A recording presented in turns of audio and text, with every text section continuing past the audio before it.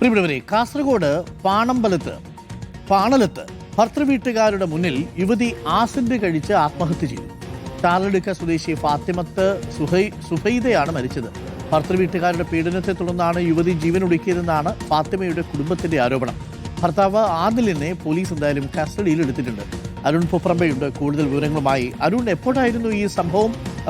ഈ ഫാത്തിമയുടെ കുടുംബം ആരോപിക്കുന്നത് ശരിയാണോ? അങ്ങനെ ഒരു തർക്കം അവർ തമ്മിൽ ഉണ്ടായിരുന്നോ?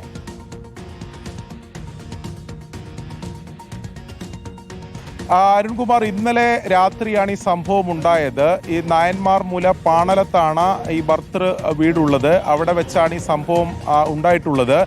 സുഫൈദയ്ക്ക് 24 വയസ്സാണ്. 1 വർഷം മുമ്പാണ് ഈ ആദിലുമായിട്ടുള്ള വിവാഹം നടന്നത്. അതിനുശേഷം ഇത്തരത്തിൽ ഈ സുഫൈദയുടെ കയ്യിലുണ്ടായിരുന്ന സ്വർണം ആവശ്യപ്പെട്ടുകൊണ്ട് പലതരത്തിലുള്ള മാനസികവും ശാരീരികവുമായിട്ടുള്ള പീഡനം ഉണ്ടായിട്ടുണ്ട് എന്നതാണ് ഈ യുവതിയുടെ കുടുംബം ആരോപിക്കുന്നത്.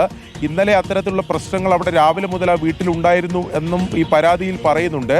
അതിനുശേഷം വൈകിട്ട് ഈ ഇത്തരത്തിൽ ആ പ്രശ്നം കൂടുതൽ വഷളാവുകയും അതിനിടെയാണ് ഈ സുഫൈദ ഈ ആസിഡ് കുടിക്കുന്ന സാഹചര്യം ഉണ്ടായത്. പിന്നീട് ആശുപത്രിയിൽ കൊണ്ടുപോകുന്ന യാത്രാമധ്യയാണ് ഈ മരണം സംഭവിക്കുകയും ചെയ്തിട്ടുള്ളത്. എന്തായാലും വിദ്യാനഗർ പോലീസിൽ ഈ സുഫൈദയുടെ കുടുംബം പരാതി നൽകിയിട്ടുണ്ട്. ആ പരാതിയിൽ ഇങ്ങനെയാണ് പറയുന്നത്: ഭർത്തൃ വീട്ടുകാരുടെ, അതായത് ഭർത്താവിൻ്റെയും ഭർത്തൃ മാതാവിൻ്റെയും ആ പീഡനം, ഈ സ്വർണം ആവശ്യപ്പെട്ടുകൊണ്ടുള്ള പീഡനം ഉണ്ടായിട്ടുണ്ട്.